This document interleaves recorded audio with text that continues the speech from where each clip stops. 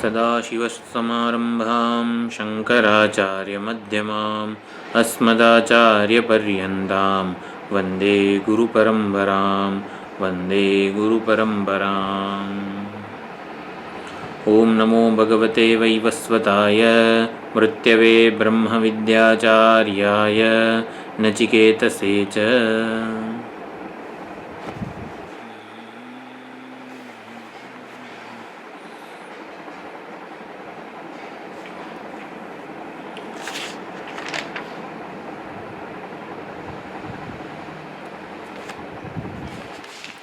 દરેક જીવ પોતાના કર્મો અને પોતે કરેલી ઉપાસના અને જીવન દરમિયાન સેવેલી જે ભાવનાઓ હોય એ પ્રમાણે યથા કર્મ યથા શ્રુતમ અન્ય બીજી યોનિમાં જન્મે છે.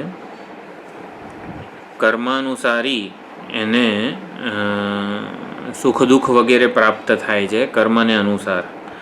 અને મનુષ્ય દેહ કે ટૂંકમાં દેહનું કયો દેહ પ્રાપ્ત થશે, કઈ યોનિ પ્રાપ્ત થશે એ એણે સેવેલી ભાવનાઓ એટલે કે જીવન દરમિયાન કરેલી ઉપાસનાઓના પરિણામે નક્કી થતું હોય છે. આ યથા કર્મ યથા શ્રુતમ આપણા માટે ઘણું મોટું પ્રમાણ છે. પુનર્જન્મ અને જીવના સાતત્યનું ઘણું મોટું પ્રમાણ છે. આખો આ જે શ્લોક છે એ પ્રબળ શ્રુતિ છે. યોનિમન્યે પ્રપદ્યન્તે શરીરત્વાય દેહિનઃ સ્થાણુમન્યેનું સંયંતી યથા કર્મ યથા શ્રુતમ. ઘણીવાર બ્રહ્મસૂત્ર ભાષ્ય અને બીજા ઘણા બધા ભાષ્યોમાં યથા કર્મ યથા શ્રુતમ એનું કોટેશન આવતું હોય છે.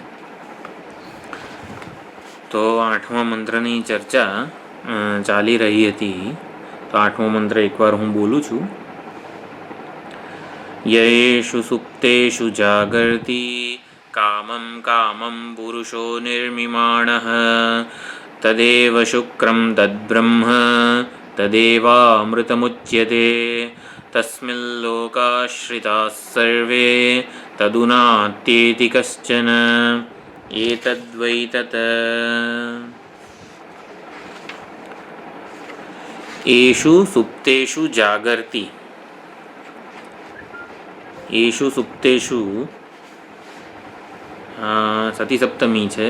આ જ્યારે ઇન્દ્રિયો અને આ શરીર, સ્થૂળ શરીર, ઇન્દ્રિયો વગેરે બધું સૂઈ ગયું હોય ત્યારે જે પુરુષ, જે ચૈતન્ય જાગે છે, સ્વપ્ન અવસ્થાના સંદર્ભમાં અહીં વર્ણન થઈ રહ્યું છે.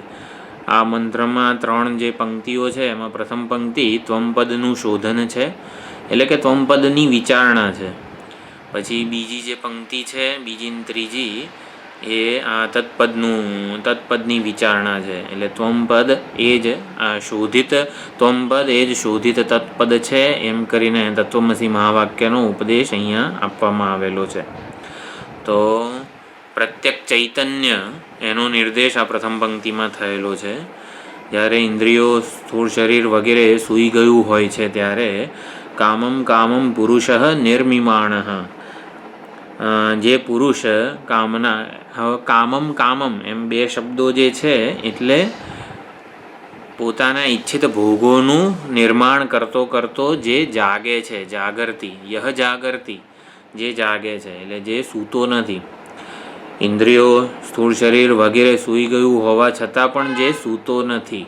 યહ જાગરતી, યહ ન સ્વપિતી, જે સૂઈ નથી ગયો, એ જે જાગે છે. કામમ કામમ, હવે અહીંયા 2 વાર કામમ શબ્દનો પ્રયોગ થયો છે. એટલે કામમ એટલે કામ્ય વિષયો. એક કામમનો અર્થ જે છે એનો અર્થ કામ્ય વિષયો થાય છે. પોતાને ઈચ્છિત વાસના અનુસાર સ્વપ્નાવસ્થામાં દરેક જીવ પોતાના વાસના અનુસાર સ્વપ્ન દૃશ્ય જગતનું સર્જન કરે છે. એટલે કામમ કામમ 2 વાર જે છે એમાંથી એક કામમનો અર્થ કામ્ય વિષયો, વાસના અનુસાર જે પોતાના ઈચ્છિત ભોગો છે એનું સર્જન કરે છે. અને બીજું જે કામમ છે એ કામમ એટલે નિર્મિમાણ એનું ક્રિયા વિશેષણ છે. એટલે પોતાના ઈચ્છા અનુસાર સર્જન કરે છે. એટલે સર્જન કરવાનું ક્રિયા વિશેષણ કામમ છે. અને બીજું કામમ એ કામ્ય વિષયો, કામ્ય વિષયોનું સર્જન પણ કઈ રીતે કરે છે? પોતાના સંકલ્પથી કરે છે. તો એ કામમ, એમ બે પ્રકારના કામમનો અહીંયા સમજણ પડી છે, અર્થ જુદો છે. એક કામમ એટલે કામ્ય વિષયો, પણ કામ્ય વિષયોનું સર્જન કરે છે કઈ રીતે? કામમ, પોતાની ઈચ્છા અનુસાર. એ ક્રિયા વિશેષણ છે સર્જન કરવા. નિર્મિમાણ જે ક્રિયા છે એનું વિશેષણ છે. આ પ્રમાણે સ્વપ્નાવસ્થાનો થોડોક વિચાર ગયા ક્લાસમાં કરેલો. તો સ્વપ્નાવસ્થામાં જે જીવ છે એ પોતાના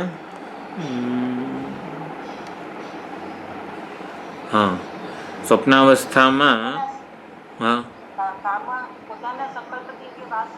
વાસનાથી પ્રેરાઈને જાગ્રત જગતની જે પ્રબળ વાસનાઓ હોય એના અનુસાર થાય છે. તો સ્વપ્ન જગતમાં જીવને સ્વપ્ન જગતનું જે નિર્માણ કરે છે તો જીવને ઈશ્વર કહેવાય કે નહીં? પોતાના સંકલ્પપૂર્વક સ્વપ્ન જગતનું એ સર્જન કરતો હોય છે. દરેક જીવ પોતાના સંકલ્પ અનુસાર સર્જન કરે છે, છતાં પણ એને ઈશ્વર ન કહેવાય, કારણ કે એમાં એની સ્વતંત્રતા નથી. કે મારે આજે લાડુવાળું સ્વપ્ન જોવું છે એવું એની સ્વતંત્રતા નથી. એટલે ઈશ્વર ન કહી શકાય. અભિન્ન નિમિત્ત ઉપાદાન કારણ કહી શકાય છે સ્વપ્ન જગતનું આ જે જીવ છે એ, પરંતુ એને ઈશ્વર ન કહી શકાય. એ સ્વપ્ન જગતની રચના કરવામાં સ્વતંત્ર નથી. મને આવું જ સ્વપ્ન આજે જોવું છે એવી ઈચ્છા લઈને કંઈ સ્વપ્ન જગતનું નિર્માણ થતું નથી. એ સ્વપ્ન જગતનું સર્જક અને સર્જન એ બંને પોતે જ છે. અભિન્ન નિમિત્ત ઉપાદાન કારણ એને આપણે ઈશ્વર કહીએ છીએ, પરંતુ એ અર્થમાં ઈશ્વર નથી કે એ સ્વતંત્રતા એ સર્જન કરી શકે છે. ભોગ્ય વિષયોનું સર્જન પોતે કરે છે, ભોગતા પણ પોતે બને છે, અને ભોગ સાધનોનું સર્જન પણ એ પોતે કરે છે. આ બધું જ પોતે થઈ ગયું હોય છે, છતાં પણ એને એ ભાન હોતું નથી કે હું જ આ સઘળું થઈ ગયું છું. જાગ્યા પછી એને ખબર પડે છે કે આ સઘળો દૃશ્ય પ્રપંચ હું પોતે સ્વયં એકલો જ હતો. દ્રષ્ટા, દૃશ્ય, ભોગ્ય, ભોગતા વગેરે બધું એક જ છે. તો સ્વપ્ન અવસ્થાનો વિચાર આપણા શાસ્ત્રોમાં કરવામાં આવેલો છે. સ્વપ્ન અવસ્થાનો વિચાર સૌથી વધારે અગત્યનો છે, એટલે સુષુપ્તિ અવસ્થાનો વિચાર પણ અગત્યનો છે. તો બૃહદારણ્યક ઉપનિષદનું પ્રસિદ્ધ શ્રુતિ વાક્ય અત્રાયમ પુરુષ સ્વયં જ્યોતિર્ભવતી. તો સ્વયં જ્યોતિ સ્વપ્નાવસ્થામાં કોના પ્રકાશમાં આ બધું નિર્મિમાણ સર્જન કરે છે? તો કે આત્માના પ્રકાશમાં. ત્યાં કોઈ આ સૂર્ય, ચંદ્ર, તારા, નક્ષત્ર, વિદ્યુત કોઈનો પ્રકાશ હોતો નથી. અગ્નિનો, ઇન્દ્રિયોનો કોઈનો પ્રકાશ હોતો નથી. આધિભૌતિક, આધિદૈવિક, આધ્યાત્મિક બધી જ્યોતિઓ ત્યાં હોતી નથી જે જાગ્રત અવસ્થામાં ઉપલબ્ધ છે. પણ છતાં પણ એ સ્વપ્ન જગતમાં બધો જ વ્યવહાર કરે છે. જેવો જાગ્રતમાં કરતો હતો એવો બધો જ વ્યવહાર સ્વપ્ન જગતમાં આ જીવ કરે છે. માટે એ સ્વયં જ્યોતિ છે એવું સિદ્ધ થાય છે. એ પોતાના જ પ્રકાશમાં બધું સર્જન કરે છે. આપણે ઉદાહરણ રૂપે એકવાર જોયું હતું કે જેમ કે આ અમદાવાદનું ડ્રાઇવિંગ થિયેટર છે એમાં પડદો છે, અને જે લેન્સ ઉપરથી જે આખું પ્રોજેક્શન થાય છે એ સફેદ પડદા ઉપર. તો સફેદ પડદો જે છે એના ઉપર આપણને આખું પિક્ચર દેખાતું હોય છે. પિક્ચરના બધા પાત્રો, રંગબેરંગી બધા પાત્રો, એ લોકોનો વ્યવહાર, આ બધું દેખાતું હોય છે. તો જે પડદો છે એને અધિષ્ઠાન કહેવાય. સમગ્ર ફિલ્મનું, ચિત્રનું, સમગ્ર ચિત્રનું, રંગબેરંગી ચિત્ર, વિચિત્ર વ્યવહાર, પાત્રો અને એ લોકોની બધી લાગણીથી માંડીને વર્તનથી માંડીને બધાનું અધિષ્ઠાન કહેવાય સફેદ પડદો, જે પોતે બધા વ્યવહારથી અતીત છે, અસંગ છે. એ વ્યવહારનો કોઈ ભાગ નથી, છતાં એના વગર વ્યવહાર થાય નહીં. સ્વપ્ન જગત જે પણ ચિત્ર જે છે ચલચિત્ર, એનો કોઈ પણ વ્યવહાર આ પડદા વગર થાય નહીં, છતાં પણ પડદો પોતે અસંગ અને નિર્લેપ રહે છે. એનાથી અતીત હોય છે પડદો સમગ્ર ચલચિત્રના વ્યવહારથી. તો એનો પ્રકાશક કોણ હોય છે? તો કે જે પ્રોજેક્ટરનો જે બલ્બ હોય છે એ જે ફિલ્મ હોય છે, ચલચિત્રની જે ફિલ્મ હોય છે એને પ્રકાશ ફેંકે છે. તો આ જે દ્રષ્ટાંત છે એમાં દ્રષ્ટા એટલે કે પ્રકાશક, સાક્ષી જેને કહેવાય, પ્રકાશક કહેવાય. એ અને અધિષ્ઠાન આવી રીતે બે જુદા છે. જાણે કે આપણા દ્રષ્ટાંતમાં આ જ વસ્તુને સ્વપ્નના સંદર્ભમાં સમજવાનો પ્રયત્ન કરીએ તો સ્વપ્ન દ્રષ્ટા એટલે કે દ્રષ્ટા ચૈતન્ય જે છે એ જ અધિષ્ઠાન ચૈતન્ય છે એવું સ્પષ્ટપણે સ્વપ્નમાં સમજી શકાય છે. સ્વપ્નને જોનારો કોણ છે? સ્વપ્ન દ્રષ્ટા. અને જે સ્વપ્ન દૃશ્ય જગત આખું સર્જાય છે એનું અધિષ્ઠાન કોણ છે? સ્વપ્ન દ્રષ્ટા પોતે જ હોય છે. એટલે દ્રષ્ટા અને અધિષ્ઠાન એક જ છે એવું સ્વપ્નના ઉદાહરણથી, સ્વપ્નની વિચારણાથી સમજી શકાય છે. અત્યારે કેવું લાગે છે કે હું એક આ ઉપાધિમાં ઉપલબ્ધ ચૈતન્ય છું અને મારા માટે આ સમગ્ર જગત દૃશ્ય છે. આ જગત મારાથી જુદું છે. જગતનું જે અધિષ્ઠાન છે, જગતનો સર્જક છે એ મારાથી જુદો છે એવું લાગે છે. પરંતુ સ્વપ્ન વિચારણાને થોડું લંબાણપૂર્વક આ જાગ્રત સુધી લાવીએ તો સ્વપ્ન જગતમાં પણ સ્વપ્ન દૃશ્ય જગત મિથ્યા છે. કેમ? સ્વપ્ન દૃશ્ય, આપણે દૃશ્ય શબ્દ જ્યારે પણ આવે ને ત્યારે સમજી લેવાનું કે એનું સ્વતંત્ર અસ્તિત્વ હોતું નથી. દ્રષ્ટા જ્યાં સુધી એને જોઈ રહ્યો છે તે તત્કાળ પૂરતું જ એનું અસ્તિત્વ હોય છે. દ્રષ્ટાથી સ્વતંત્ર દૃશ્ય હોતું નથી, માટે દૃશ્યને મિથ્યા કહેવાય. તો સ્વપ્ન દૃશ્ય ક્યાં સુધી હોય છે? તો જ્યાં સુધી દ્રષ્ટા જોવાનું ચાલુ રાખે છે ત્યાં સુધી હોય છે. સ્વપ્ન જગતના વિષયો ક્યાં સુધી હોય છે? તો તદાકાર મન હોય છે. સ્વપ્નમાં ક્યાં સુધી લાડુ હોય? તો કે લાડુ આકારનું મન હોય ત્યાં સુધી લાડુ હોય. એટલે વિષય અને તદાકાર મન. તદાકાર મન હોય તો વિષય હોય, વિષય હોય ત્યાં સુધી તદાકાર મન હોય. આ પરસ્પર અન્યોન્ય આશ્રય રહેલો છે. સ્વપ્ન જગતમાં જે ઘડો દેખાય છે આપણને એ ઘટાકાર વૃત્તિ આપણું મન એનું સર્જન કરતું હોય છે. એટલે સ્વપ્નનું ઘડો જે છે એ તદાકાર મન કરતાં જુદો હોતો નથી. જ્યાં સુધી મન ઘડાને જોવાનું ચાલુ રાખે છે ત્યાં સુધી ઘડો હોય છે. સ્વપ્નના વિષયો, સ્વપ્નના દૃશ્ય કે જગત ક્યાં સુધી હોય છે? એ આકારની વૃત્તિ ચાલુ હોય છે ત્યાં સુધી. અને એ આકારની વૃત્તિ ચાલુ હોય ત્યાં સુધી વિષયો હોય, વિષયો હોય ત્યાં સુધી એ આકારની વૃત્તિ ચાલુ હોય છે. અને પરસ્પર આશ્રિત અન્યોન્ય આશ્રય કહેવામાં આવે છે. એકના આધારે બીજું હોય, બીજાના આધારે પહેલું હોય. અને આ વેદાંત માટે મિથ્યાત્વ નિશ્ચયનો સૌથી પ્રબળ યુક્તિ છે કે જે અન્યોન્ય આશ્રય રહેલું હોય ને એ મિથ્યા હોય. જે અન્યોન્ય આશ્રય રહેલું હોય એ મિથ્યા હોય. આ પેન અત્યારે જાગ્રત અવસ્થામાં, હવે એ જે યુક્તિ હતી એને જાગ્રત અવસ્થામાં લાવવાનો પ્રયત્ન કરીએ તો આ પેન છે માટે મારા મનમાં લાલ પેન આકારની વૃત્તિ છે. હવે લાલ પેન આકારની વૃત્તિ હોય ને ત્યાં સુધી મને આ પેન દેખાય. અત્યારે જ હું અન્ય મનસ્ક થઈ જાઉં તો આ લાલ પેન હોય છતાં પણ મારા મનમાં જો વૃત્તિ ના ઉત્પન્ન થાય તો મારા માટે આ લાલ પેન હોતી નથી. એટલે આ જાગ્રત અવસ્થામાં પણ આ યુક્તિ કે આ નિયમનો અતિદેશ કરવામાં આવે તો સમજી શકાય છે કે જાગ્રત જગત મિથ્યા છે. કેમ? કારણ કે વિષયના આધારે વૃત્તિ છે, વૃત્તિના આધારે વિષય છે. આ પરસ્પર અન્યોન્ય આશ્રય છે. જે વસ્તુ અન્યોન્ય આશ્રય હોય એ હંમેશા આશ્રય રહેલી હોય એ મિથ્યા હોય. આ રીતે આચાર્યો જાગ્રત જગતનું પણ મિથ્યાત્વ સ્વપ્નના આધારે નક્કી કરતા હોય છે. તો સ્વપ્નની વિચારણા ત્વમપદ શોધન માટે ખૂબ જ અગત્યની છે. ત્વમપદ શોધન એટલે શું? આપણે થોડોક વિચાર કરીએ. ત્વમપદ શોધન એટલે શું?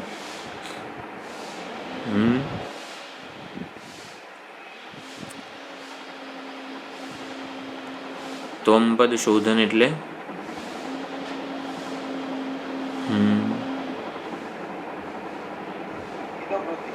હા, ઇદમ વૃત્તિ.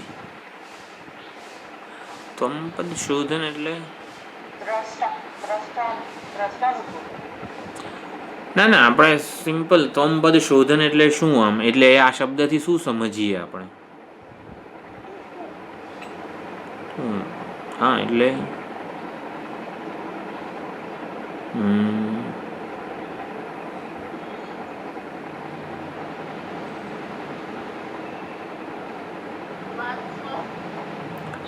આમ કરવાનું છે શું ત્વમપદ શોધનથી? કઈક વિચારણા શું કરવાની છે? ત્વમપદ શોધન એટલે કયો વિચાર, કઈ વિચારણા?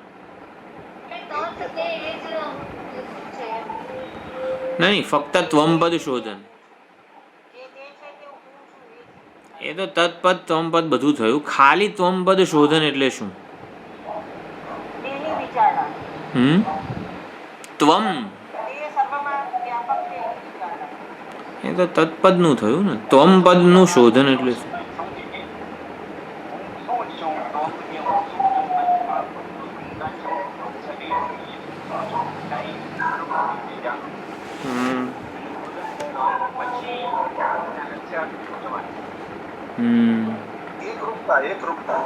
નહીં નહીં, એ એકરૂપતા અસીથી થાય છે. ખાલી ત્વમપદ શોધન એટલે શું?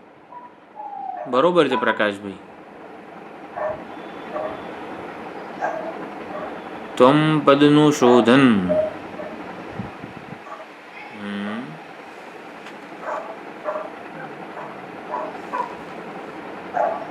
બીજા કોઈને સંભળાયું ખરું? પ્રકાશભાઈ બોલ્યા નથી સંભળાયું. થોડુંક મોટેથી બોલશો. હા, ક્યાંથી આવે છે ખબર નથી. હા, ઓકે.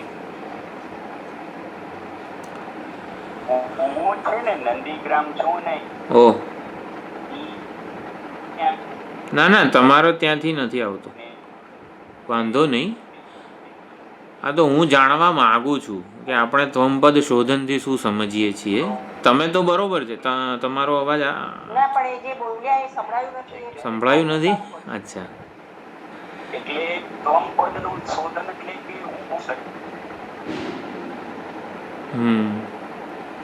થોડુંક કંઈક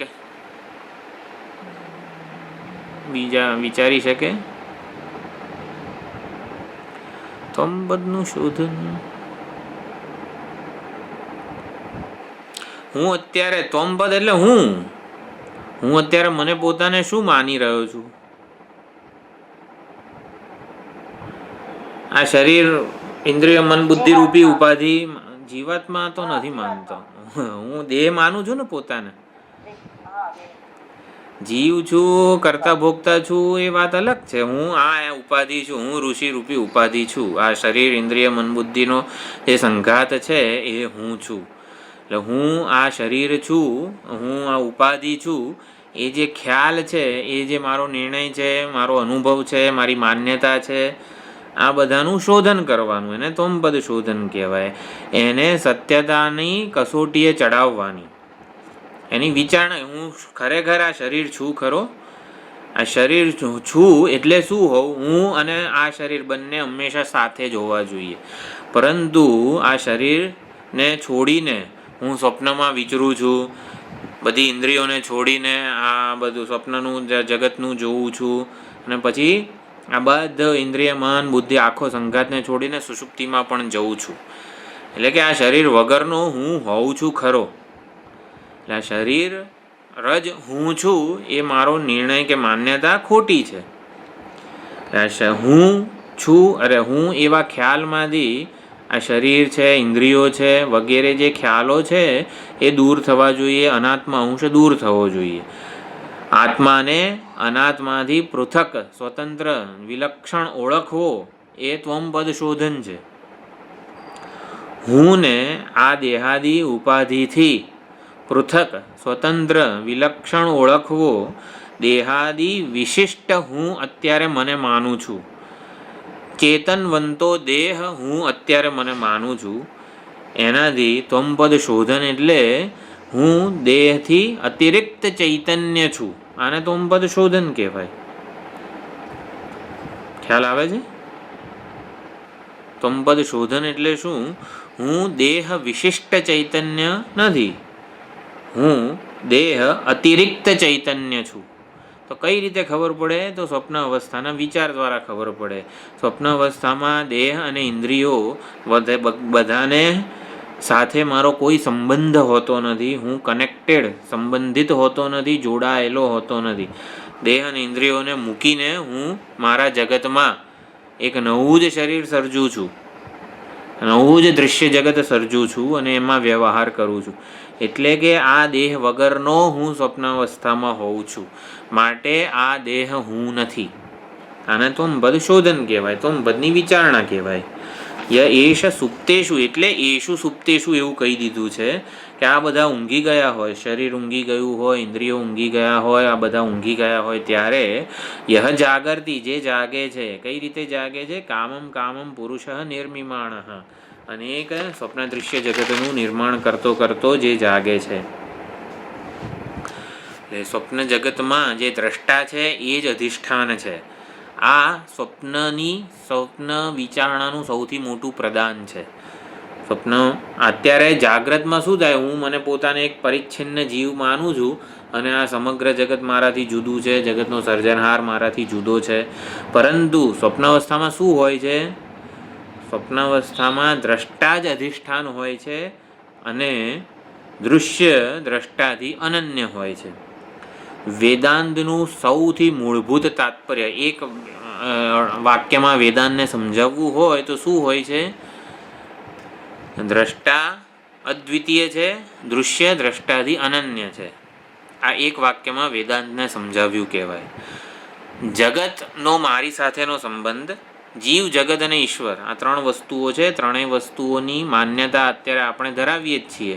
હું જીવ છું, અલ્પ પરિચ્છિન્ન છું, જગત મારાથી જુદું છે અને ઈશ્વર પણ મારાથી જુદો છે.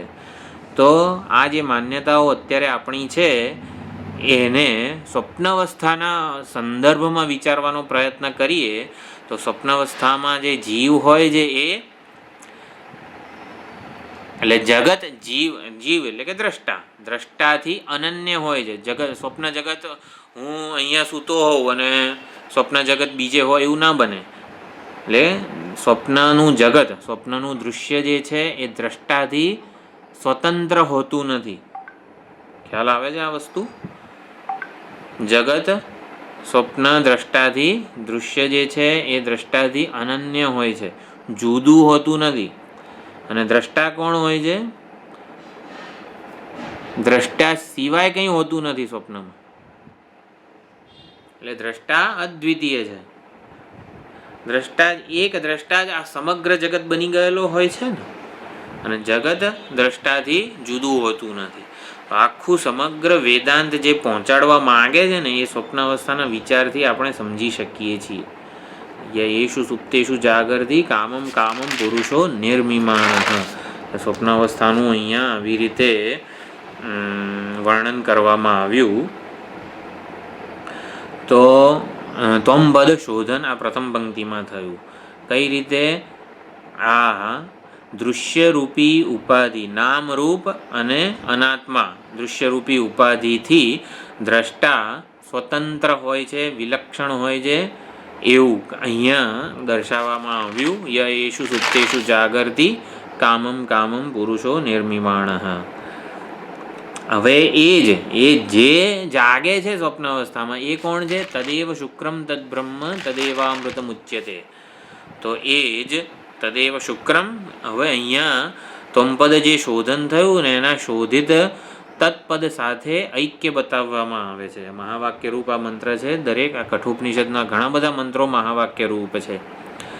તો તદેવ શુક્રમ બ્રહ્મ, શુક્રમ એટલે શુદ્ધમ, અવિદ્યા વગેરેની ઉપાધિથી હંમેશા નિત્ય મુક્ત જગતનું અધિષ્ઠાન એવું જે બ્રહ્મ છે એ શુક્રમ એટલે સ્વયં જ્યોતિ પણ અર્થ કરે છે આચાર્યો. એટલે તદેવ શુક્રમ, અવિદ્યા કે માયાથી રહિત તે બ્રહ્મ છે, અપરિચ્છિન્ન છે. બ્રહ્મ શબ્દ શેના છે? બ્રૂહિ વૃદ્ધૌ ધાતુ ઉપરથી આવેલો છે. એટલે એ પહોંચાડવા શું માગે છે? બ્રહ્મ એટલે અપરિચ્છિન્ન. યેષુ સુપ્તેષુ જાગરતી, એક ઉપાધિમાં જે જાગતો રહેલો જે જીવ છે, દ્રષ્ટા ચૈતન્ય છે, એ હકીકતમાં અપરિચ્છિન્ન છે, એક ઉપાધિમાં સીમિત નથી. જ્યારે દ્રષ્ટાને દૃશ્યથી વિલક્ષણ જાણવાનો પ્રયત્ન કરીએ ત્યારે દ્રષ્ટા અપરિચ્છિન્ન સમજી શકીએ છીએ. આ એક ઉપાધિમાંથી મુક્ત એવું જે ચૈતન્ય છે એ સમગ્ર જગતમાં વ્યાપ્ત છે. એ જ આ સમગ્ર જગત, એ જ આ સમગ્ર જીવોમાં રહેલું ચૈતન્ય છે. ક્ષેત્રજ્ઞમ ચાપી મામ વિદ્ધિ સર્વક્ષેત્રેષુ ભારત. જે એક ક્ષેત્રમાં ઉપલબ્ધ ચૈતન્ય છે એ સમગ્ર ક્ષેત્રોમાં ઉપલબ્ધ ચૈતન્ય છે. આવું અહીંયા સમજી શકીએ છીએ આપણે. એટલે તદેવ શુક્રમ તદ્બ્રહ્મ, જે આ સ્વપ્ન દ્રષ્ટા જે છે, દ્રષ્ટા ચૈતન્ય છે, એ જ અધિષ્ઠાન ચૈતન્ય છે. વેદાંત આ જ પહોંચાડવા માગે છે. જે દ્રષ્ટા ચૈતન્ય છે, આપણે પોતાને દ્રષ્ટા કે સાક્ષી કે પ્રત્યેગાત્મા કે જીવ માનીએ છીએ, એ જીવનું સાચું સ્વરૂપ શું છે? તદેવ શુક્રમ તદ્બ્રહ્મ તદેવામૃતમ ઉચ્યતે. તદેવ અમૃતમ ઉચ્યતે. ઉચ્યતે એટલે ઉપદિશ્યતે. આપણા વાસ્તવિક બ્રહ્મ સ્વરૂપની ઓળખ આપે છે આ મંત્ર કઠોપનિષદનો. તો સ્વપ્ન જગતમાં જે કંઈ દેખાય એ કલ્પિત હોય છે એવું આપણે સમજીએ છીએ. સ્વપ્ન જગતમાં જે કંઈ દેખાય સાચું હોય કે કલ્પિત હોય?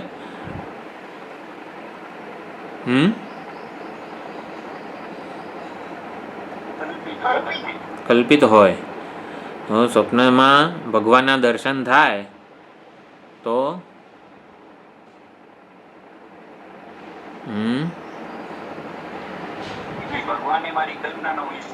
વિષય છે.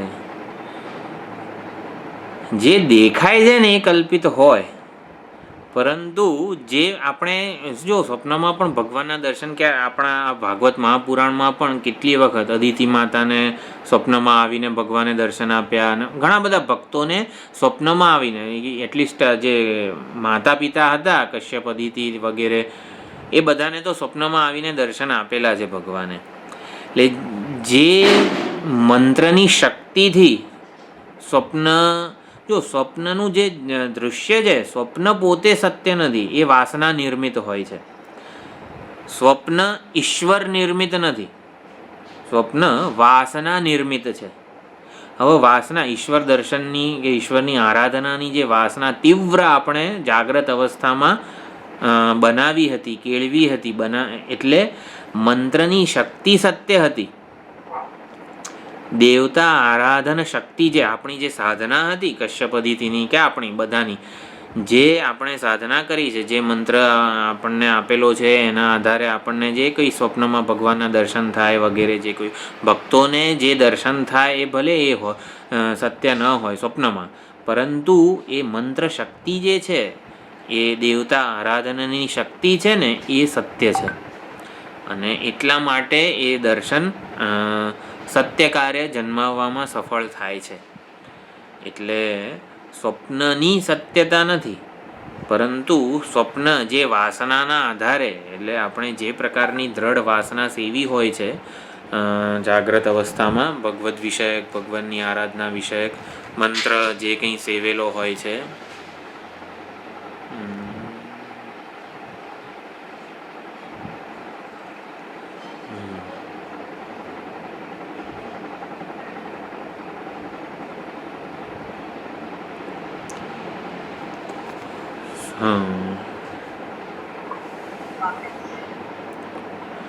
વાસના વડે નિર્મિત સ્વપ્ન જગત ઈશ્વર વડે નિર્મિત નથી, વાસના વડે નિર્મિત છે. એવું આપણે ચર્ચા ચાલી રહી હતી અત્યારે. વાસના વડે જન્મેલ સ્વપ્નમાં કોઈ કર્તૃત્વ હોતું નથી. સ્વપ્ન કોઈ કર્તૃત્વ હોતું નથી. મારે આવું સ્વપ્ન જોવું છે, મારી એવું કોઈ કર્તૃત્વ હોતું નથી. ત્યાં વાસનાના આધારે જ થતું હોય છે. એટલે જે વાસનાના આધારે સ્વપ્ન જગત થાય છે, એમાં સત્યતા હોતી નથી. સ્વપ્નમાં સત્યતા હોતી નથી, પરંતુ જેના લીધે એ જન્મ્યું છે વાસના, કઈ વાસના? જેમ કે આપણે વિચાર કર્યો કે જે દર્શન થયું ઈશ્વરનું, જેને લીધે, જે મંત્ર શક્તિને લીધે થયું, જે મંત્રની આરાધનાને લીધે થયું, જે દેવતાની આરાધનાને લીધે થયું, એ મંત્ર અને દેવતા તો સત્ય જ હોય છે. જેની આરાધનાને લીધે થયું ને એ સત્ય હોય છે. ભલે સ્વપ્ન દૃશ્ય મિથ્યા હોય, કલ્પિત હોય, પરંતુ જેની આરાધનાને લીધે થયું ને એ સત્ય હોય છે. ખ્યાલ આવે છે? સ્વપ્નમાં કૃષ્ણ ભગવાનના દર્શન થયા એ સાચા કે ખોટા એની સાથે બહુ મતલબ નથી આપણને. કૃષ્ણ ભગવાનની શ્રી કૃષ્ણ શરણમ મમ મંત્ર સાચો છે. શ્રી કૃષ્ણ શરણમ મમ મંત્રની જે આ શક્તિ છે એ સાચી છે. મંત્ર જેને લક્ષિત કરે છે કોને? શ્રી કૃષ્ણને, એ પણ સત્ય છે. સ્વપ્ન જગત સ્વપ્નમાં જે દેખાયું એ ભલે કલ્પિત હોય, કારણ કે સ્વપ્ન વાસના નિર્મિત છે, ઈશ્વર નિર્મિત નથી. ખ્યાલ આવે છે? ઈશ્વર નિર્મિત હોય તો આ વ્યવહારિક જગત આ ઈશ્વર નિર્મિત છે, નામ રૂપ બધું એ સત્ય હોય, વ્યવહારિક સત્ય હોય. પરંતુ વાસના નિર્મિત જગત સત્ય હોતું નથી. પણ વાસના જેના આધારે થાય છે એ જ્ઞાન, એ મંત્ર, એ દેવતા આરાધન, દેવતા વગેરે બધું સત્ય છે.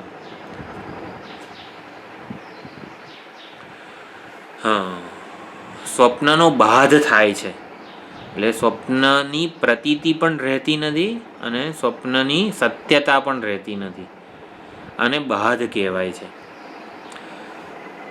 બાધ શબ્દ સમજાવું છું. સ્વપ્નનો બાધ થાય છે એટલે સ્વપ્નની પ્રતીતિ રહેતી નથી અને સ્વપ્નની સત્યતા રહેતી નથી. આ બેમાં કંઈ ફરક છે ખરો?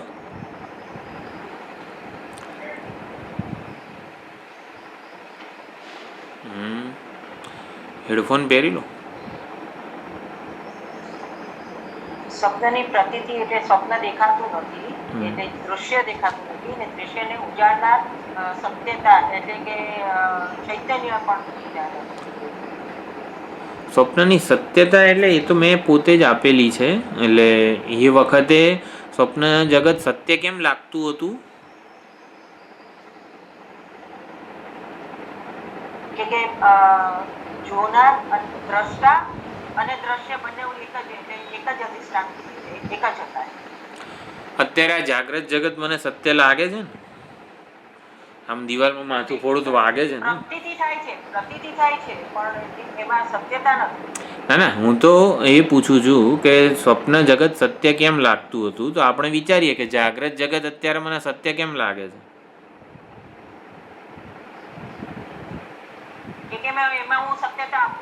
હા, પણ કેમ આપું છું?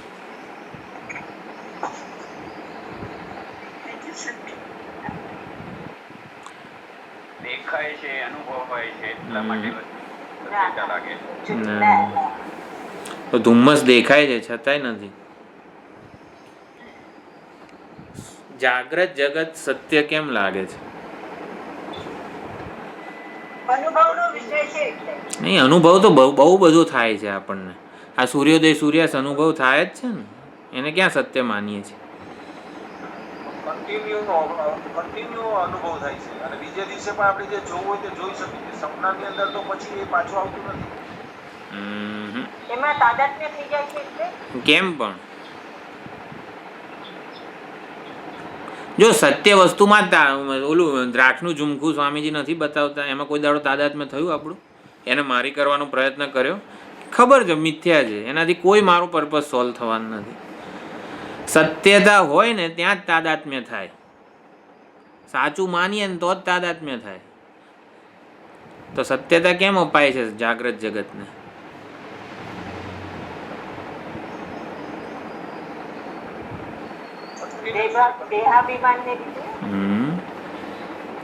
ભલે તીર છે કે તુક્કો છે? તીર છે. સાચી વાત છે. દેહાભિમાનને લીધે જાગ્રત જગત સાચું લાગે છે.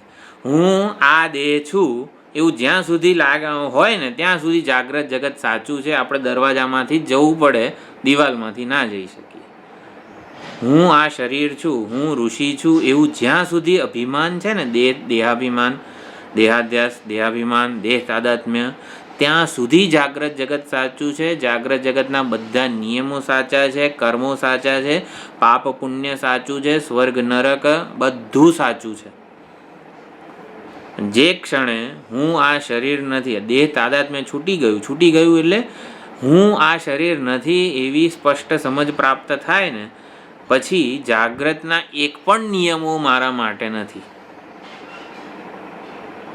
કોઈ કર્મ નથી, કોઈ પાપ નથી, પુણ્ય નથી, સ્વર્ગ નથી, નરક નથી. તો એવી જ રીતે સ્વપ્નનો બાદ આપણે સમજીએ ને તો જાગ્રતનો બાદ સમજી શકીએ. સ્વપ્નનો બાદ થાય છે ત્યારે સ્વપ્નની પ્રતીતિ પણ રહેતી નથી અને સ્વપ્નની સત્યતા પણ રહેતી નથી. સ્વપ્નની સત્યતા કોના આધારે હતી? સ્વપ્નના શરીરને મેં માન્યું હતું એટલા માટે. સ્વપ્નમાં જે શરીર ઉત્પન્ન થયું ને એને મેં સત્ય માન્યું હતું. હવે અહીંયા શું કહેવાનું છે? કામમ કામ પુરુષો નિર્મિમાણ. સ્વપ્ન જગતનું સર્જન કરનાર જે છે ને એ સ્વપ્ન જગતથી જુદો છે. એ જાગ્રત દ્રષ્ટા હોય છે, સ્વપ્ન દ્રષ્ટા હોય છે, એટલે કે ટૂંકમાં જુદો હોય છે, એ જગતનો એક ભાગ હોતો નથી. એટલે વાત એમ છે કે સ્વપ્ન જગતની પ્રતીતિ પણ નથી રહેતી, સ્વપ્ન જગતની સત્યતા પણ રહેતી નથી. આને સ્વપ્ન જગતનો બાધ કહેવાય. કારણ કે સ્વપ્ન જગત ઈશ્વર નિર્મિત નથી, એ વાસના નિર્મિત છે. માટે સ્વપ્નનો બાધ ઇઝ ઇક્વલ ટુ સ્વપ્નની પ્રતીતિ પણ ન રહે, સ્વપ્નની સત્યતા પણ ન રહે. પરંતુ હવે જાગ્રત જગત તો ઈશ્વર નિર્મિત છે, તો જાગ્રત જગતનો બાધ એટલે શું? જો બાધ શબ્દ એટલે શું? પ્રતીતિ એ ના રહે, સત્યતા એ ના રહે. જાગ્રત જગતનો બાધ એટલે શું? જાગ્રત જગતની પ્રતીતિ એ ના રહે, જાગ્રત જગતની સત્યતા એ ના રહે. આવું નથી થતું. સ્વપ્નનો બાધ એટલે સ્વપ્નની પ્રતીતિ પણ નહીં, સ્વપ્નની સત્યતા પણ નહીં. કારણ કે સ્વપ્ન ઈશ્વર નિર્મિત નહોતું, વાસના નિર્મિત હતું. પરંતુ જાગ્રત વ્યવહારિક જગત ઈશ્વર નિર્મિત છે, પ્રતીતિ ચાલુ રહે છે, સત્યતા રહેતી નથી. એને જાગ્રત જગતનો બાધ કહેવાય. ખ્યાલ આવ્યો આટલું ડિફરન્સ? વાસના નિર્મિત અને ઈશ્વર નિર્મિત. એટલે સ્વપ્નનો બાદ એટલે એમાં સત્ય બુદ્ધિ પણ ના રહે અને પ્રતીતિ પણ ન રહે.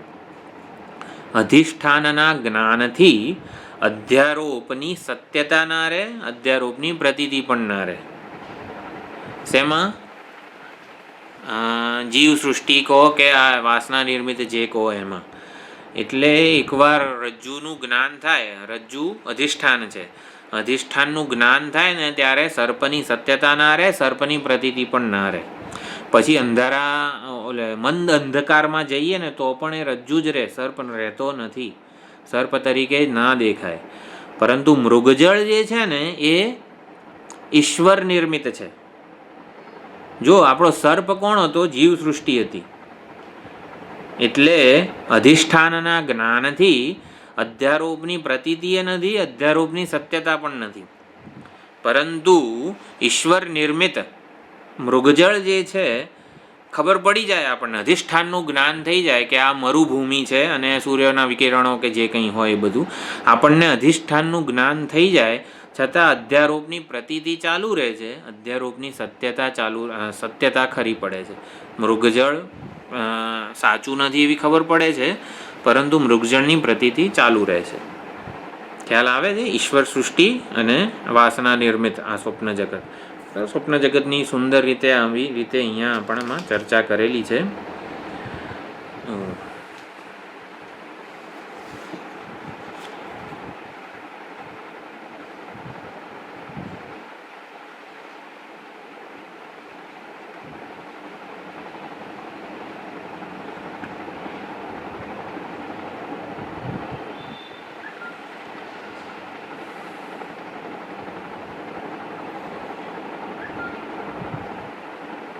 Recording in progress.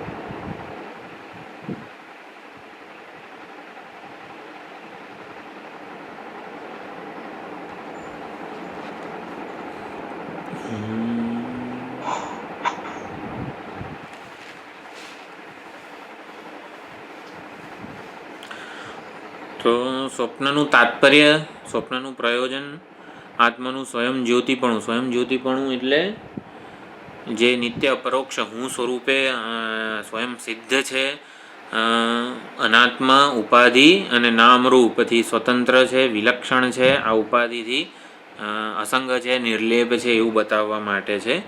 તો સ્વપ્નના વિચારથી આ સ્વયં જ્યોતિપણું સિદ્ધ થાય છે. સ્વયં જ્યોતિપણું જે સિદ્ધ થયું એ જ તદેવ શુક્રમ તદ્બ્રહ્મ તદેવામૃતમુચ્યતે. એ શુક્ર છે, અવિદ્યાથી રહિત છે અને બ્રહ્મ છે એટલે કે અપરિચ્છિન્ન છે. સ્વપ્નનો દ્રષ્ટા એટલે કે દ્રષ્ટા ચૈતન્ય જે છે ને એ અપરિચ્છિન્ન છે. એ એક ઉપાધિમાં પરિચ્છિન્ન નથી, સીમિત નથી, મર્યાદિત નથી, કન્ડિશન્ડ નથી. એ નિર્વિશેષ ચૈતન્ય છે. યહ એષુ સુપ્તેષુ જાગર્તિ સહ અહમ.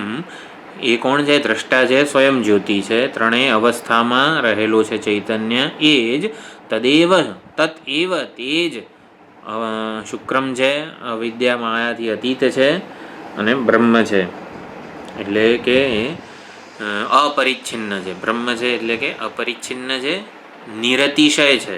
નિરતિશય એટલે એનાથી અતિશય વધીને કંઈ જ નથી, અદ્વિતીય છે.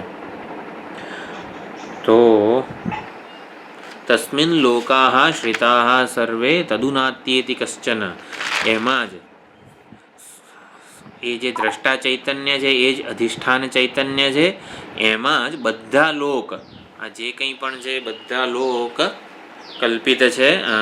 તસ્મિન લોકાહ શ્રિતાહ એટલે રહેલા છે.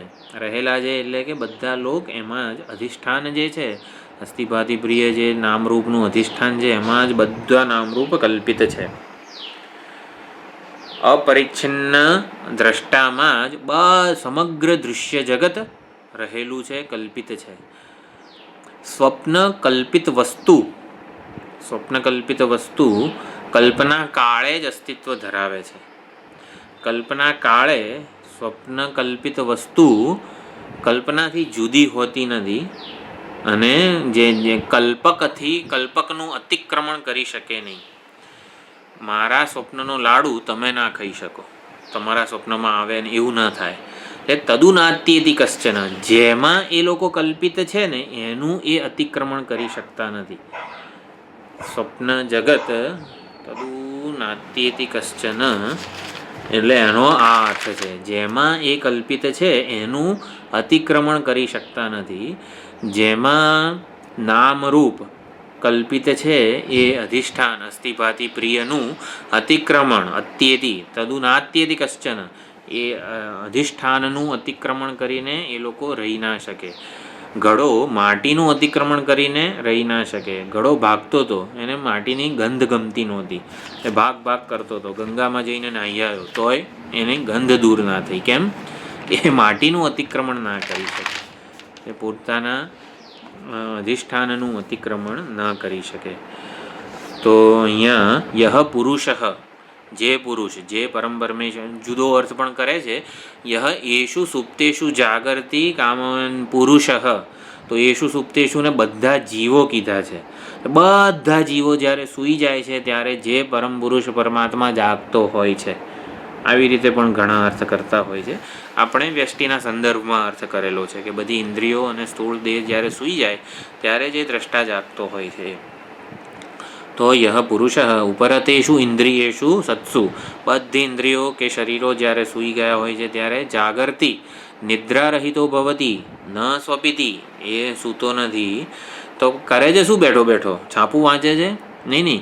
કામમ પુરુષો નિર્મિમાણ, એટલે યથા કામ્યમાનમ પશુપુત્રાદિ રૂપમ કામ્ય વિષયમ રચયન સન તદેવ પુરુષ સ્વરૂપ એવ.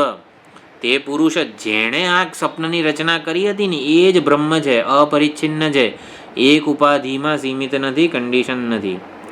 સ્વપ્નનો વિચાર એક વાક્યમાં કહીએ તો શું બતાવે છે? હું દેહ વિશિષ્ટ ચૈતન્ય નથી, હું દેહ અતિરિક્ત ચૈતન્ય છું, દેહથી સ્વતંત્ર ચૈતન્ય છું. આપણે હંમેશા જોયું છે ચૈતન્ય આ દેહાદિ સંઘાતનો ભાગ નથી, એનું કાર્ય નથી, એનો કોઈ ગુણ નથી. Part, product and property. ચૈતન્ય આ દેહાદિ સંઘાતનો કોઈ પાર્ટ નથી, કોઈ અંગ નથી. ચૈતન્ય દેહાદિ સંઘાતની કોઈ પ્રોપર્ટી નથી, ગુણ નથી. ચૈતન્ય દેહાદિ સંઘાતનું કોઈ કાર્ય નથી. આમ કંઈક એટલે કાર્ય નથી એટલે શું, આપણે વૈજ્ઞાનિકો કે ડૉક્ટરો નથી કહેતા કે ચોથો મહિનો ચાલતો હોય ત્યારે ચૈતન્ય ગર્ભમાં પ્રવેશ કરે ને, એટલે ટૂંકમાં ચેતનવંત હાથ પગ હલાવે, ડૉક્ટરો એને એવું કહે છે કે ચેતના આવે છે, પણ એટલે એને કાર્ય કહેવાય. ટૂંકમાં ચૈતન્ય દેહનું કાર્ય હોય તો આવું થાય કે ગર્ભમાં ત્રીજા કે ચોથા મહિને ચૈતન્યનો પ્રવેશ થાય, આને કાર્ય કહેવાય. એવું નથી કે ચોથો મહિનો થાય એટલે ચૈતન્યનો જન્મ થાય એટલે કાર્ય કહેવાય, એવું નથી. પાર્ટ, પ્રોડક્ટ અને પ્રોપર્ટી એ ચૈતન્ય નથી. હું દેહ વિશિષ્ટ નથી, દેહ અતિરિક્ત ચૈતન્ય છું, એવું સ્વપ્નાવસ્થાનો વિચાર છે. તદેવ શુક્રમ તદ બ્રહ્મ એટલે એ સર્વ ઉપાધિ વિનિર્મુક્તમ. બ્રહ્મ એટલે અપરિચ્છિન્નમ, અપરિચ્છિન્નમ એટલે સર્વ ઉપાધિ સર્વ નામરૂપ વિનિર્મુક્તમ શુદ્ધમ મોક્ષ સ્વરૂપમ. તદેવ શુક્રમ મોક્ષ સ્વરૂપમ એટલે અમૃતમ, એ અવિનાશી છે, અમૃત છે.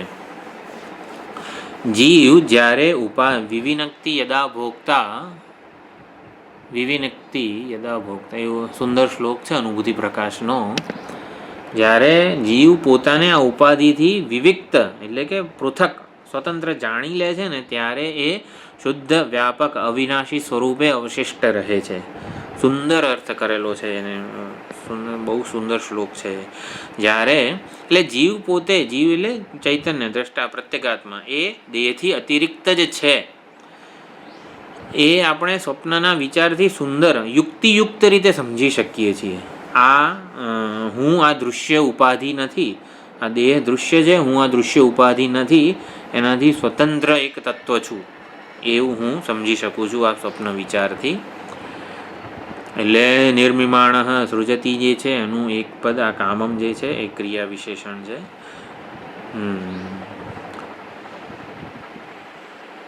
અને બીજું એક વસ્તુ એ છે કે જગત સર્જનહાર ઈશ્વર જે છે એને આપણે જગતનો આધાર માનીએ છીએ. એક આધાર, અધિષ્ઠાન, આ બધી વસ્તુઓ જે છે ને સુંદર સમજવા જેવી છે. અધિષ્ઠાનનો જે અંશ આપણને અધ્યારોપમાં દેખાય, અનુભવાય, એને આધાર કહેવાય. રજ્જુ અધિષ્ઠાન છે સર્પનું. રજ્જુનો જે અંશ આપણને સર્પમાં દેખાય છે, અનુભવાય છે ને, એને આધાર કહેવાય. તો કયો અંશ આપણને સર્પમાં દેખાય છે, અનુભવાય છે? રજ્જુનો નહીં, જે એટલે આધાર અંશ કયો છે?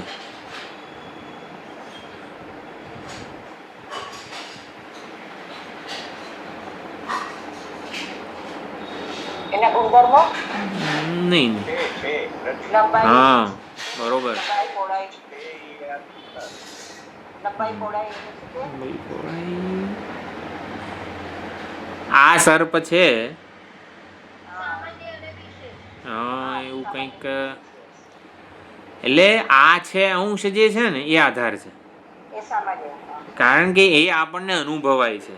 આ સર્પ છે એમાંથી આ છે અંશ જે છે, અધિષ્ઠાનનો જે અંશ અધ્યારોપમાં અનુભવાય, પ્રતીત થાય ને, એને આધાર કહેવાય. આધાર અને અધિષ્ઠાન આપણને ઘણું કન્ફ્યુઝન થતું હોય છે ઘણી વખતે, તો આ એની ક્લેરિટી છે. અધિષ્ઠાનનો જે અંશ આપણને અધ્યારોપમાં પ્રતીત થાય, જણાય, અનુભવાય, એને આધાર કહેવાય છે. તો આ છે એ આધાર અંશ છે. હવે આ છે વડે જે લક્ષિત થાય છે ને રજ્જુ, એ લક્ષિત થનારો જે અંશ છે ને એ અધિષ્ઠાનનું જ્ઞાન છે. એટલે કે એ આપણને જાણવાનું છે. આ છે તો આપણને અનુભવાય જ છે, આ છે આપણને જણાય છે, પ્રતીત થાય છે, અનુભવાય છે. પરંતુ ઉપલક્ષિત એટલે લક્ષિત શું થાય છે? રજ્જુપણું. એટલે અધિષ્ઠાનનું જ્ઞાન એટલે આ જ્ઞાન છે કે જે લક્ષિત આધાર અંશ વડે જે લક્ષિત થનારું છે ને એ હકીકતમાં જાણવાનું છે. આ સમગ્ર જગત આપણને જણાય છે, પ્રતીત થાય છે, અનુભવાય છે. બરોબર? તો આધાર અંશ શું છે? આપણને જે અનુભવાતો હોય, જણાતો હોય. અધિષ્ઠાન બ્રહ્મ છે, ચલો માની લઈએ આપણે, આપણને ખબર નથી પણ આપણે શ્રુતિ આટલું શ્રવણ કર્યું છે, ખબર છે આપણને. તો બ્રહ્મનો આધાર અંશ કયો કે જે આપણને આ જગતમાં પ્રતીત થતો હોય, અનુભવાતો હોય? દ્રષ્ટા નહીં, આ જગતમાં મને અનુભવાય છે કયો અંશ છે? કોને આધાર કેવો? હા, અસ્થિભાતિ પ્રિય જે છે, અસ્થિભાતિ પ્રિય આપણને, આ ભાઈ મારી પેન છે, કોઈને નહીં આપું, હું જ વાપરીશ. અસ્થિભાતિ પ્રિય આ બધું આપણને જણાય છે, અનુભવાય છે, પ્રતીત થાય છે, આધાર અંશ છે. હવે સમજ, લક્ષિત શું થાય છે આનાથી?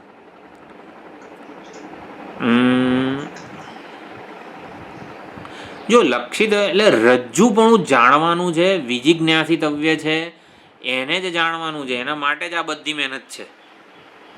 અધ્યારોપમાં આધાર અંશ તો આપણને અવેલેબલ છે, ઉપલબ્ધ છે. અધિષ્ઠાન અંશનું અન્વેષણ કરવાનું છે. અધિષ્ઠાન શું છે? લક્ષિત થાય છે આધાર વડે. તો એવી રીતે લક્ષિત શું થાય છે? પૂર્ણત્વ, બ્રહ્મત્વ લક્ષિત થાય છે. પૂર્ણતા, અપરિચ્છિન્નતા.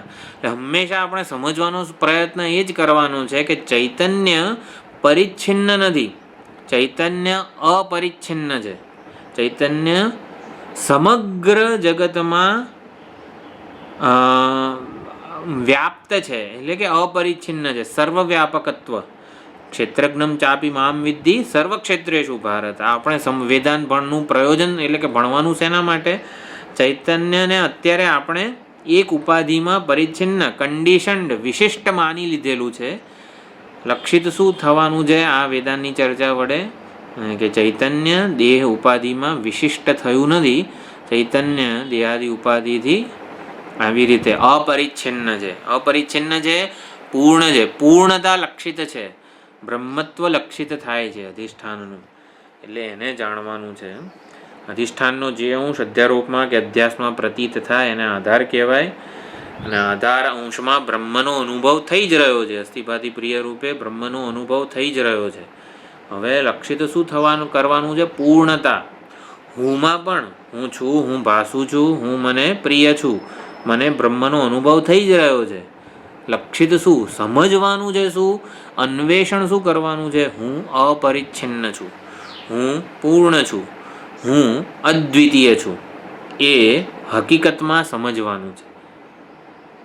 કઈ રીતે સમજવાનું છે? તો આવી રીતે કે દ્રષ્ટા જે છે એ જ અધિષ્ઠાન છે. તો દ્રષ્ટાને આપણે એક ઉપાધિમાં પરિચ્છિન્ન માનેલો છે. એટલા માટે સ્વપ્નના દ્રષ્ટાંત વડે સમજાવી દેવામાં આવ્યું કે એ જે દ્રષ્ટા છે ને, જેને આપણે ઓલા ડ્રાઇવિંગ થિયેટર ચલચિત્રના ઉદાહરણમાં કેવો દ્રષ્ટા અને અધિષ્ઠાન બેને જુદા માનીએ છીએ, એવી જ રીતે જાગ્રતમાં આપણે જાણે કે હું દ્રષ્ટા છું અને મારાથી જુદું આ સમગ્ર જગત છે, જગતનો સર્જનહાર છે. પરંતુ સ્વપ્નના દ્રષ્ટાંતથી સમજાવવામાં આવ્યું કે દ્રષ્ટા જ અધિષ્ઠાન છે. અધિષ્ઠાન એટલે શું? નામ રૂપ જેના વગર રહી ના શકે, એટલે જેના આધારે એની કલ્પના થઈ હોય એને અધિષ્ઠાન કહેવાય. તો સ્વપ્નમાં દ્રષ્ટાના આધારે કલ્પના થયેલી છે, એટલે દ્રષ્ટા એ જ અધિષ્ઠાન છે, અધિષ્ઠાન જ દ્રષ્ટા છે એવું સમજાવવામાં આવે છે. એટલે એક આ વસ્તુ છે. પૂર્ણતા જે છે ને એ સમજવાની છે, આપણે એનું અન્વેષણ કરવાનું છે. અન્વેષણ કરવાનું છે એટલે એને ઊનપ કરવાની છે, એટલે કે અપરિચ્છિન્નતા જે છે, પૂર્ણતા છે, બ્રહ્મત્વ છે, એ અધિષ્ઠાનનું આ જે સ્વરૂપ છે એ જ મારું સ્વરૂપ છે એવું. તો લક્ષિત કેમ કીધું છે બ્રહ્મને? એટલે કે પૂર્ણતાને. ચાલો, પૂર્ણતા બ્રહ્મ જગતના રૂપે, જીવ રૂપે અનુભવાઈ જ રહ્યું છે. જેમ કે અસ્થિભાતિ પ્રિય કીધું આપણે, અનુભવ તો પૂર્ણતા પણ અનુભવાવી જ જોઈએ ને. જો પૂર્ણતા બ્રહ્મનું સ્વરૂપ હોય, અપરિચ્છિન્નતા બ્રહ્મનું સ્વરૂપ હોય તો એ અનુભવાવી જ જોઈએ ને. એને જો આધાર અંશ એટલે શું? આપણને અનુભવાય એને આધાર કીધો. પણ અનુભવ તો આપણને રજ્જુનો જ થતો હોય છે ને. તો રજ્જુપણું લક્ષિત કીધું અને આ છે એને આધાર કીધો, અનુભવ કીધો, અપરોક્ષતા કીધી.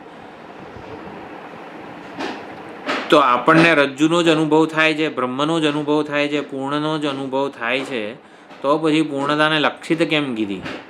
લક્ષિત એટલે શું? કોઈક માધ્યમ દ્વારા એને સમજવાનું હોય, એને બતાવવાનું હોય, એને લક્ષિત કહેવાય. એટલે આધારના માધ્યમથી પ્રતીત થાય છે. આધાર શું છે? આ જગત, નામરૂપ વગેરે, અસ્થિભાતિ પ્રિય, એના માધ્યમથી એ પ્રતીત થાય છે, માટે એને લક્ષિત કીધી છે બ્રહ્મ. જીવને ઉપાધિથી જ્યારે પૃથક જાણવામાં આવે, ઓળખવામાં આવે ને, ત્યારે આ પૂર્ણતા જે છે ને એ પૂર્ણતા જે છે ને એ અપરોક્ષ થાય છે. અપરોક્ષ એટલે શું? હું સ્વરૂપે અનુભવાય છે, એવું કે કહો તો ચાલે, નિશ્ચય થાય છે. એટલે આ જ વસ્તુ તદેવ શું છે? તદેવ અમૃતમ ઉચ્યતે. અમૃતમ ઉચ્યતે, અમૃતમ ઉપદિશ્યતે. અમૃતનો એટલે કે અમરતાનો, અવિનાશીપણાનો ઉપદેશ આપવામાં આવે છે, પૂર્ણતાનો ઉપદેશ આપવામાં આવે છે.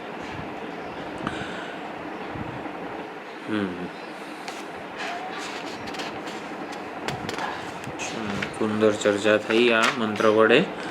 સ્વપ્ન દ્રષ્ટા જે છે એની પણ. તો 9મો મંત્ર આ રીતે સંપન્ન થાય છે. પછીનો 8મો મંત્ર. પછી 9, 10, 11માં આવી રીતે એક જ થીમ છે. સુંદર રીતે આ બધી યુક્તિઓ આપે છે શ્રુતિ માતા આપણને, કે કઈ રીતે એક દ્રષ્ટા ચૈતન્યને જ સમગ્ર જગતમાં, સમગ્ર નામરૂપાત્મક જગતમાં અને સમગ્ર અનાત્મ ઉપાધિઓમાં વ્યાપક આપણે કઈ રીતે જોઈ શકીએ છીએ. તો એ આપણે આવતી વખતે જોઈશું.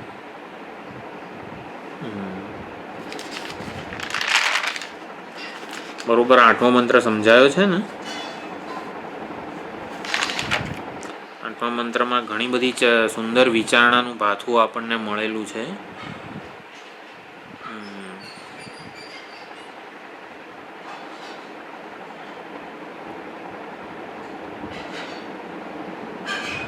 જાગ્રત જગતને જોનાર જે દ્રષ્ટા છે એ જ જાગ્રત જગતનું અધિષ્ઠાન છે. આ દ્રષ્ટા ચૈતન્યનું અદ્વિતીયત્વ છે. જાગ્રત જગતને જોનારો જે છે, આપણે ઓલું ડ્રાઇવિંગ થિયેટરવાળું ઉદાહરણ જે જાગ્રત અવસ્થામાં માનીએ છીએ કે દ્રષ્ટા અને અધિષ્ઠાન બે એકબીજાથી જુદા સ્થળે છે, જુદા છે, પરંતુ સ્વપ્ન અવસ્થામાં એવું હોતું નથી. દ્રષ્ટા જ અધિષ્ઠાન હોય છે અને દૃશ્ય જગત એનાથી અનન્ય હોય છે. એ સ્વપ્નના ઉદાહરણથી આપણે સમજી શકીએ છીએ. એવી જ રીતે જાગ્રત અવસ્થામાં પણ જાગ્રત જગત વાસના નિર્મિત નથી, ઈશ્વર નિર્મિત છે, માટે એની પ્રતીતિ ચાલુ રહે છે, પરંતુ સત્યતા એની બાધિત થાય છે. બાધ એને જ કહેવાય. બાધ એને કલ્પિત વસ્તુનો બાધ થાય ત્યારે કલ્પિત વસ્તુ પ્રતીત પણ ના થાય અને કલ્પિત વસ્તુની સત્યતાય ના રહે. કલ્પિત વસ્તુનું આવું છે, કલ્પિત વસ્તુનો બાદ આવો છે. કલ્પિત વસ્તુનો બાદ એટલે શું? કલ્પિત વસ્તુની પ્રતીતિ પણ ના થાય, કલ્પિત વસ્તુનું સત્યતા પણ ના રહે. પરંતુ ઈશ્વર નિર્મિત આ જગત છે એની પ્રતીતિ ચાલુ રહે છે, કારણ કે ઈશ્વર નિર્મિત છે, આપણાથી કલ્પિત નથી આ જગત. આપણી કલ્પના હોય તો પ્રતીતિ ના રહે. ઈશ્વર નિર્મિત જગતની પ્રતીતિ ચાલુ રહે છે, પણ સત્યતા રહેતી નથી. આ જગતની સત્યતા ના રહેવી એટલે શું? આમ બધું પીગળી જાય, આમ બધું સત્યતા ના રહે એટલે નિત્યતા ના રહે. બધું એવું ને એવું જ તો રહે છે.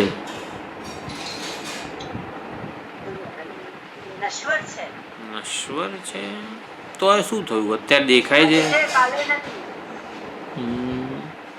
અનાદિકાળથી આ જગત છે તો ખરું જ ને. એવું ને એવું નથી રહેતું, એ તો બરોબર છે. એ તો જગતને બનાવ્યું છે એવું ભગવાને.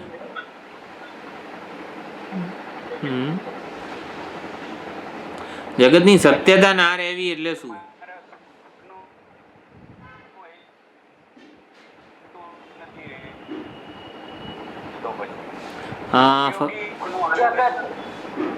હા, જગતનું મિથ્યાત્વ સાબિત થઈ જાય એટલે કે હા આપણે એમાં આપણે શું કહેવાય ઇન્વોલ્વમેન્ટ નથી રહેતું. આસક્તિ ના રહે. હા, આસક્તિ નથી. કે એમની સત્યતા મિથ્યાત્વ ભાવ પ્રગટ થઈ ગયો એટલે એમાં આપણને આસક્તિ નથી રહેતી. જો જગતની સત્યતા ના રહે એટલે જગત સુખનું સાધન ના રહે. ઉપયોગિતા તો રહે. જો મિથ્યા દ્રાક્ષ બતાવવામાં કેવી સુંદર આપણને કામ લાગે જ છે, પણ આ મારું પ્રયોજન સિદ્ધ કરશે, મને સુખ શાંતિ સલામતી આપશે, એ ના રહે. એ આસક્તિ કહેવાય, એને રાગદ્વેષ કહેવાય. આને જગતનું મિથ્યાત્વ કહેવાય. જગતની સત્યતા ખરી પડે એટલે જગતમાંથી જગત મને સુખી કરશે, મને સલામતી આપશે, મને જે જોઈએ છે એ આપશે, એ વસ્તુ બાધિત થાય છે. આને જગતનું મિથ્યાત્વ કહેવાય. નશ્વર છે ને આ બધું તો આપણને વૈરાગ્ય જન્મે એના માટે કહેવામાં આવે છે. હકીકતમાં સમજવાનું છે, હું સુખ માટે જગત પાસે ભીખ માગવા ના જઉં, એને જગતની સત્યતાનો બાધ કહેવાય. જગતને જે હોવું હોય એ હોવાની પૂરેપૂરી સ્વતંત્રતા આપું. જે કોઈ વ્યક્તિ વસ્તુ પરિસ્થિતિને જેવું છે એવી હોવાની સ્વતંત્રતા હું આપું, એને જગતનું મિથ્યાત્વ કહેવાય. જગતની સત્યતા ખરી પડી છે એવું કહેવાય. કોઈ અપેક્ષા ના રહે આપણને જગત પાસેથી, જેમ છે એમ એને હોવાની સ્વતંત્રતા આપીએ. Enjoy freedom by giving others freedom. આને જગતનું મિથ્યાત્વ કહેવાય. જગતની સત્યતા બાધિત થઈ ગઈ કહેવાય. અધિષ્ઠાનના જ્ઞાન વડે જ આ વસ્તુ થાય એવી છે. રજ્જુના જ્ઞાન વડે જ સર્પરૂપી ભ્રમની સત્યતા ખરી પડે છે. એટલા માટે જ્ઞાન ખૂબ જ અગત્યનું છે. જ્ઞાન સિવાયના જે કોઈ પણ ઉપાયો તાત્કાલિક શાંતિ આપી શકે છે. કોઈ મંત્ર ભણીએ કે ગમે તે કરીએ સર્પને ભગાડવા માટે, આમ લાગે ખરું કે હા જતો રહ્યો છે, હવે હલતો નથી, હવે જતો રહ્યો છે, તાત્કાલિક શાંતિ મળે. પરંતુ વેદાંત ફંડામેન્ટલ ઉકેલ આપે છે આપણને. ફંડામેન્ટલ એટલે મૂળભૂત. વેદાંત જે સ્તરે આપણને સમાધાન આપે છે એ ખૂબ જ શું છે, મૂળભૂત કે બંધારણીય સમાધાન છે. એટલે કે મારા વિશેનું, કેમ કે સ્વપ્ન જગત કેમ સત્ય લાગતું હતું, સ્વપ્નના દેહને હું માનતો હતો માટે. હવે એ જ્યારે બંધ થઈ જાય તો સ્વપ્ન જગતની સત્યતા આપોઆપ જ જતી રહેવાની છે. એવી રીતે જાગ્રત જગતનું કેમ સત્યતા છે, કારણ કે આ દેહને હું માનું છું માટે. આ દેહને હું માનું ને તો રાગદ્વેષ હોય ને હોય જ. આપણે હંમેશા રાગદ્વેષથી છૂટવાનો પ્રયત્ન કરીએ છીએ કે મને કોઈના માટે દ્વેષ ના હોય, મને કોઈના માટે રાગ ના હોય, મને કોઈના માટે અપેક્ષા ના હોય. આપણે સાધકો આ પ્રયત્ન કરતા જ હોઈએ છીએ. મૂળ શું છે એનું દેહાભિમાન છે. એટલે એ દૂર કરવા માટે આવી રીતે વેદાંત આપણને આપણા સ્વરૂપનો બોધ આપે છે કે જેને તું હું માની રહ્યો છે એ તો દૃશ્ય છે, કલ્પિત છે. અને એને એટલે દેહથી વિવિનક્તિ યદા ભોગતા એટલે ચેતન સાક્ષી જ્યારે પોતાને આ દેહરૂપી દૃશ્યથી પૃથક ઓળખી લે છે ને ત્યારે પૂર્ણતા એના માટે અપરોક્ષ બને છે. અત્યારે પૂર્ણતા છે જ પરંતુ વર્તમાન નથી. તો એવી રીતે સુંદર ચર્ચા થઈ આ મંત્ર દ્વારા. તો હવે વધારે યુક્તિઓ આગળના મંત્રોમાં આપવામાં આવે છે, આપણે જોઈશું આવતી. ઓમ પૂર્ણમદઃ પૂર્ણમિદં પૂર્ણાત પૂર્ણમુદચ્યતે પૂર્ણસ્ય પૂર્ણમાદાય પૂર્ણમેવાવશિષ્યતે. ઓમ શાંતિ શાંતિ શાંતિ. હરિ ઓમ શ્રી ગુરુભ્યો નમઃ. હરિ ઓમ.